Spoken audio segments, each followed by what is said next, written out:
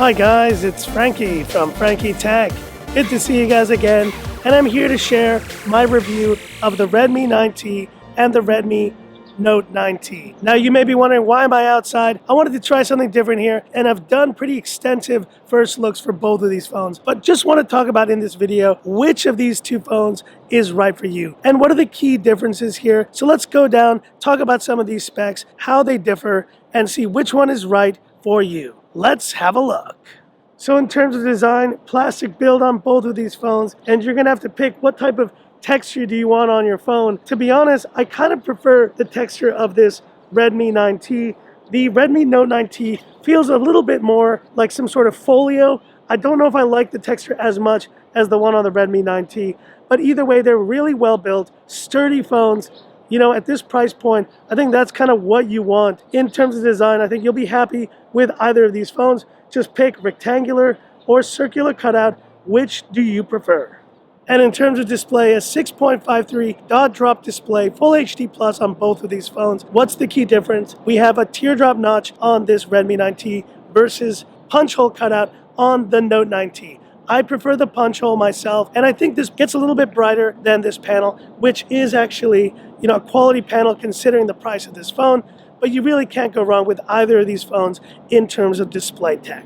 Performance, and once again, you're gonna have to pick, do you want a Snapdragon 662 or a Dimensity 800U? This is a terrific 5G mid-range chipset, and while this phone will get kind of in the 100,000 range for Antutu, we're looking at almost 300,000 on this budget Redmi Note 9T. An incredible price to performance ratio you're getting on this phone. And on the 9T, you'll pretty much be able to do Subway Surfers, your basic types of games. If you do big 3D heavy games, it's gonna tax it. But in the case of this Redmi Note 9T, you can do Asphalt 9, Genshin Impact, PUBG, it can handle it. And I think that's the real kind of thing to consider for this phone. You're getting a lot of performance for the price. Now, one area where the Redmi 9T does get the advantage is in battery life, with a 6,000 milliampere capacity versus 5,000 on the Redmi Note 9T. If you want to go the distance, you want your phone to last 4 days, this is the one to get.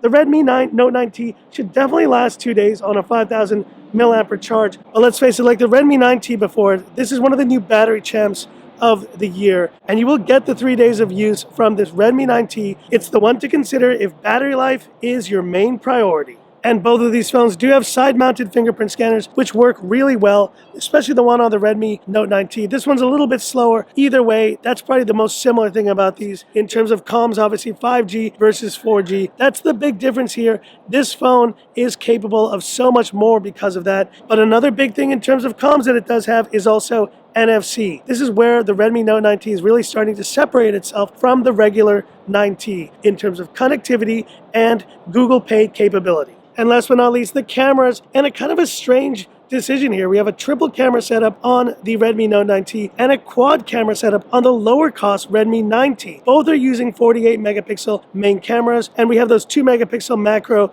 cameras and all that stuff. But in a surprise kind of decision here with the Redmi 9T, we also have an ultra-wide. That's not available on this Redmi Note 9T. I'm still scratching my head for that decision, why we're not getting an ultra-wide camera on the more expensive phone, but on the lower cost Redmi 9T, we are. But have a look at these daytime and evening samples between these two phones, and you can decide for yourself, which one do you think did the better job in terms of camera?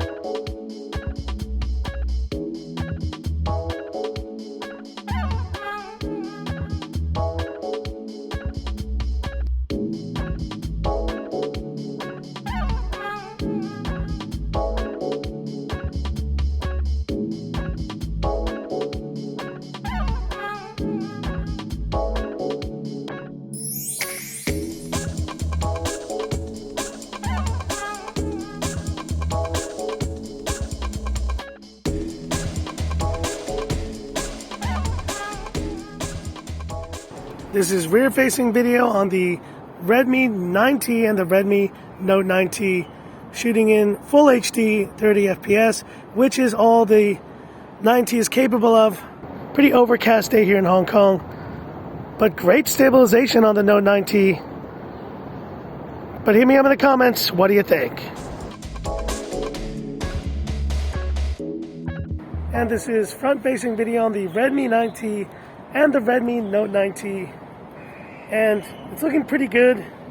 A lot more cropped an image on the Note 9T.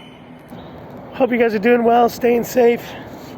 And I think it's getting pretty cold in Hong Kong now today.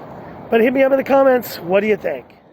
So that's it for this one, guys, and my final verdict on this Redmi 9T and Redmi Note 9T. Look, whichever you pick up, Redmi has delivered some incredible value smartphones here in January of 2021. I personally prefer the Redmi Note 9T, despite not having the larger battery or the ultra-wide camera. I just appreciate having 5G capability, NFC, just a more fluid experience. I don't know that the Snapdragon 662 can really compete with what Dimensity 800U is doing in this phone. But obviously different price points here for you to consider. Either way, you won't go wrong with either of these incredible budget offerings from Redmi. And hit me up in the comments, which of these two phones would you pick? The Redmi 9T or the Redmi Note 9T?